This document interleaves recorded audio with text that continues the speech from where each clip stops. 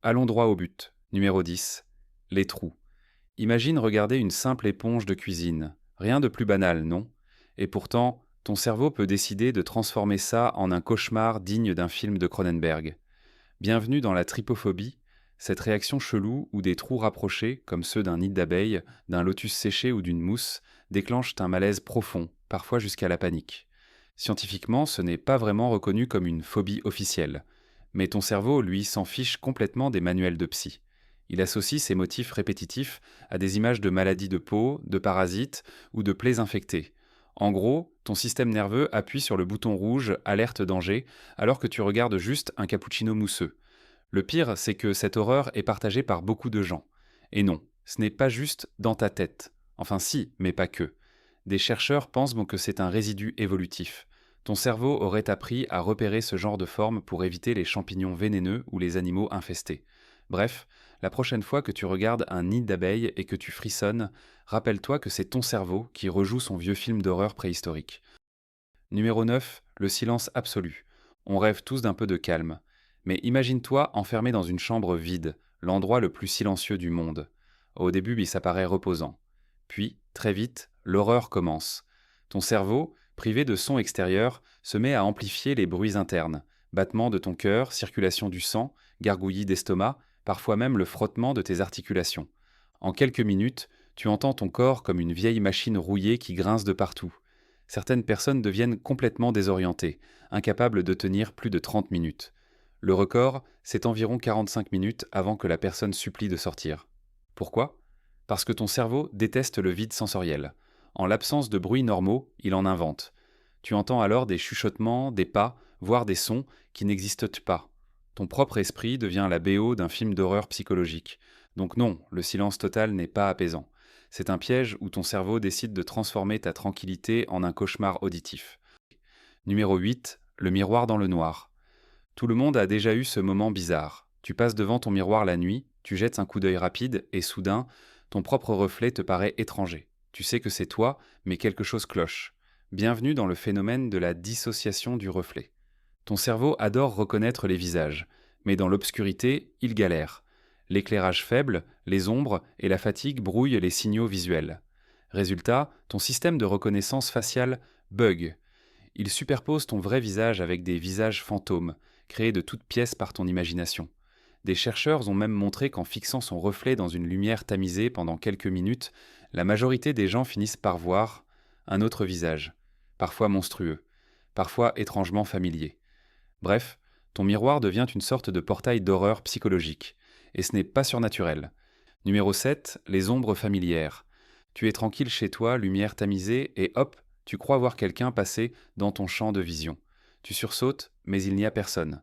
Félicitations, tu viens d'expérimenter une illusion d'ombre, autrement dit, ton cerveau qui panique pour rien.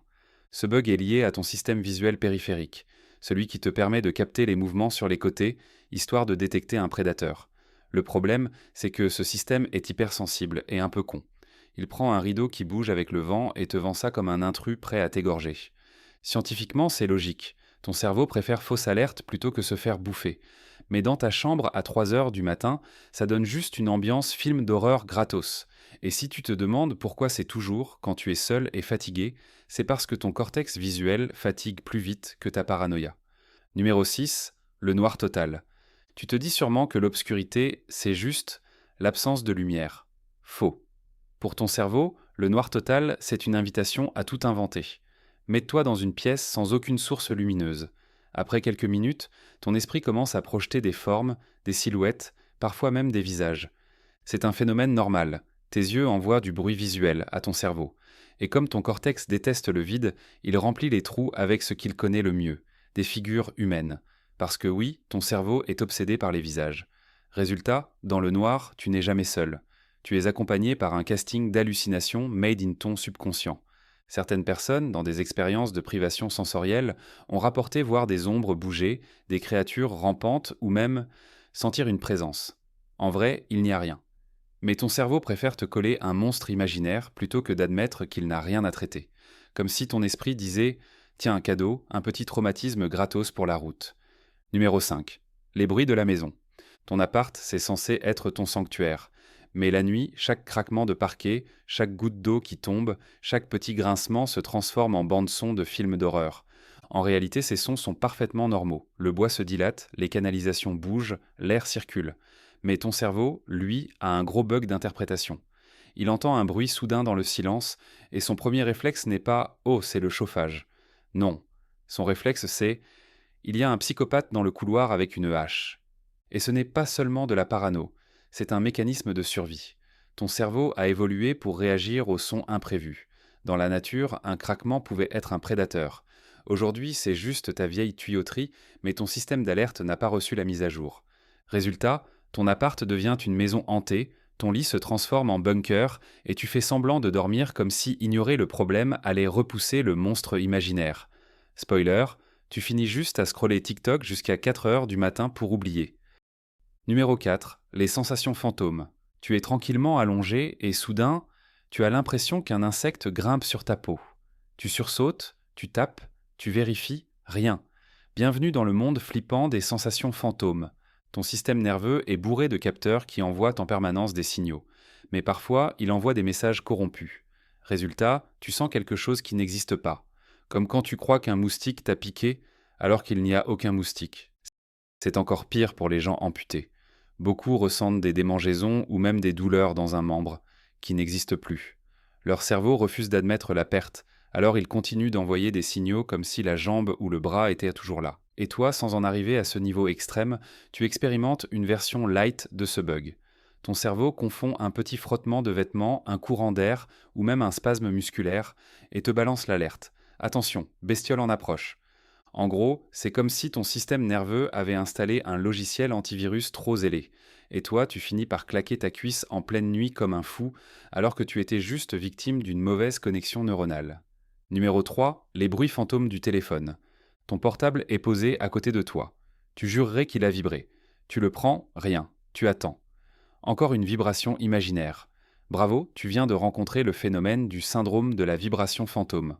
Ton cerveau est tellement conditionné à attendre une notification que tes nerfs, dans la poche ou sur la peau, envoient des mini-signes électriques qui imitent la sensation d'une vibration. Tu deviens littéralement accro au moindre bzzz.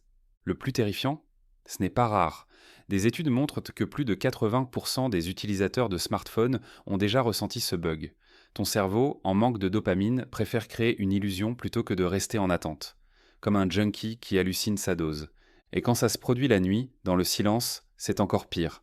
Tu crois que ton téléphone t'appelle, que quelque chose t'attend, et ton corps se tend. Mais non. Juste ton cerveau qui t'a piégé, encore une fois. Moralité. Tu pensais que ton téléphone te rendait esclave des notifications ?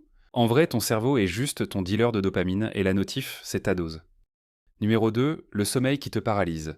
Tu t'endors doucement, tout va bien, puis soudain, tu te réveilles, les yeux ouverts, mais ton corps refuse de bouger. Tu sens une présence dans la chambre. Quelqu'un te regarde.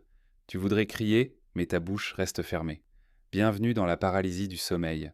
Ce phénomène aussi terrifiant que réel arrive quand ton cerveau se réveille avant ton corps. Normalement, pendant le sommeil paradoxal, tes muscles sont déconnectés pour t'empêcher de bouger dans tes rêves. Mais parfois, le cerveau reprend conscience alors que cette déconnexion n'est pas encore levée. Résultat, tu es coincé entre rêve et réalité.